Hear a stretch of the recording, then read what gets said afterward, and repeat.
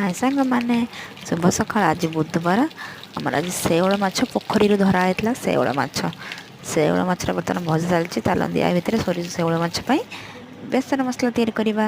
ये सोरिष जीरा रसुण शुखला लंका कि ग्राइंडर करदे ग्राइंडर करदे सारापर मसला शेवल माछ देसी माछ जेहेतु भल लगे बेसर देले तेल पकई फुटण दे सोरिष मसला जो बाटी रखी ग्राइंडर हल्का समय अल्प समय कषिदेवा कि टमाटो देदेबा टी हलदी गुंड colour pi T Kashmir Lanka गुंड पकईदेवा कहीं आम तो राग पाई शुखला लंका ग्राइंडर होती कलर पाई लंका गुंड पकईदे टी हल्का समय कषिगला कि आंबुल पकईदेवा।